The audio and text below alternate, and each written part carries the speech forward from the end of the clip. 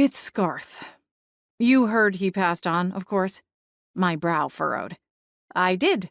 I donated some flowers to the charity listed in the obituary. It didn't sound like he had family, at least not nearby.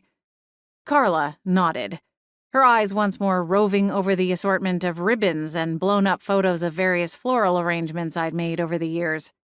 I imagine his loss has been difficult for you, I added softly. I wanted to send a card or something, but I trailed off, not sure how to end the sentence.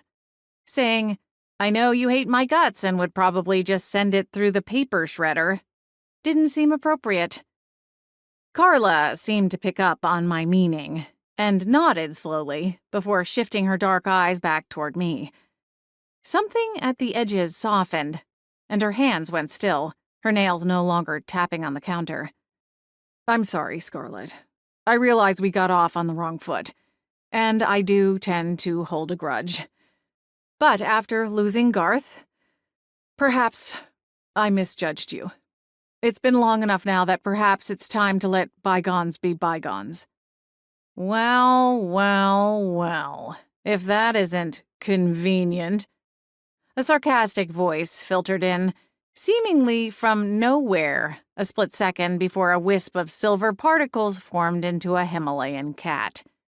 Karla jolted back at the sight of my spectral watch cat. Now that you need Scar's help, it's all, oh, let's let bygones be bygones, huh? Flapjack continued, stalking along the counter until he nearly reached the tips of Karla's fingers. Her hands recoiled, and she took a step back. What are you still doing here?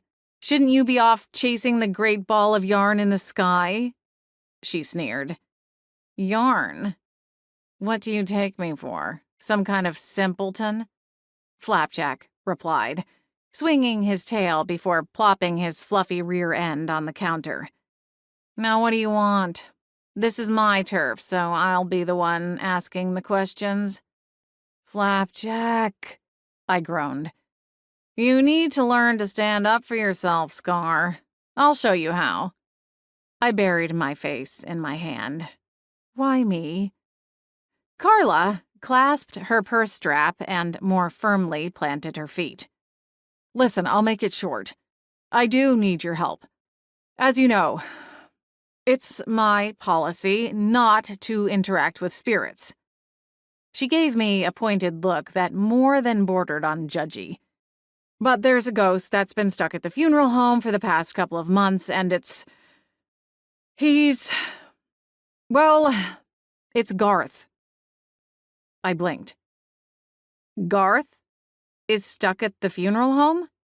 Yes, Karla said, on a forced exhale. He says he can't leave. Anytime he tries to go through the exterior walls, he snaps back like a rubber band and reforms. I've really never seen anything like it, and I was kind of hoping that you had some insight that might be helpful.